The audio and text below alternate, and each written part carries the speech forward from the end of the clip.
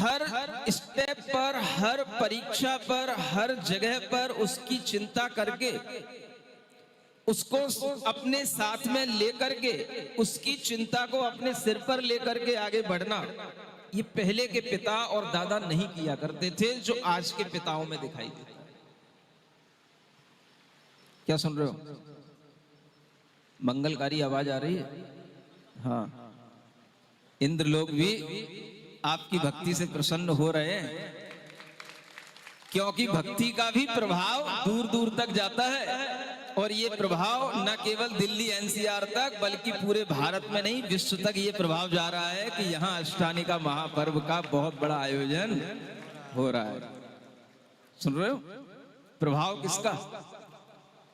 भक्ति का भी प्रभाव होता है। और वो भक्ति में प्रभाव किस लिए आ जाता है? क्योंकि भगवान वीतराग हैं, उनके प्रभाव के कारण से हमारी भक्ति में भी थोड़ा प्रभाव आ जाता है।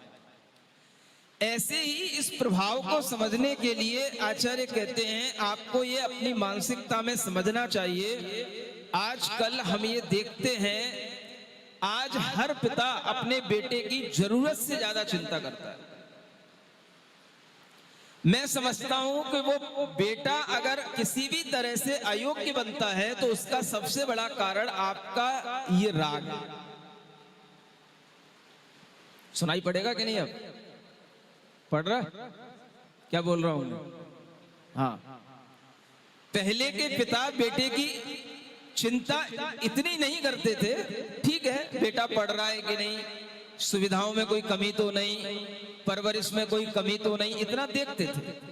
लेकिन आज मैं देखता हूं, बेटे की चिंता पिता जरूरत से ज्यादा, एक जरूरत के अनुसार करना और एक जरूरत से ज्यादा करना। आज पिता बेटे की चिंता, बेटी की चिंता जरूरत से ज्यादा करता है। कहां बेटे को पढ़ाना, कहां पहुंचाना, कहां उसके लिए कौन सी कोचिंग कराना, किस तरह से उसका अरेंजमेंट करना, इन सब की चिंता जरूरत से ज्यादा इतनी हो जाती है कि बेटे को लगने लग जाता है कि पढ़ाई हमें करने की जरूरत नहीं है, हमारी चिंता सारी की सारी पिता को ही हो रही है। समझ में आ रहा है? और यही एक वजह होती है, बेटा योग्य ना बन करके अयोग्य बन जाता है। मैं आपको संक्षेप में इतना ही कहना चाह रहा हूं। समझ में आ रहा है आपको? इसका कारण क्या? अत्यधिक राग। इसका कारण क्या?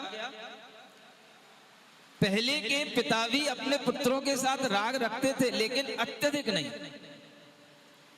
आज आपका राग अत्यधिक इतना हो गया कि बेटे को स्कूल तक पहुंचाना आपकी इतनी बड़ी जरूरत हो गई कि आज बच्चा बड़ा भी हो जाए तो भी स्कूल तक जाना, उसे छोड़कर आना, और फिर बाद में स्कूल में छुट्टी हो जाए तो उसे लेकर के आना। यहां तक कि 9th में भी बच्चा पढ़ रहा है, इतना बड़ा हो गया है, तो भी उसे लेने जाना, भेजने जाना और फिर लेकर के आना।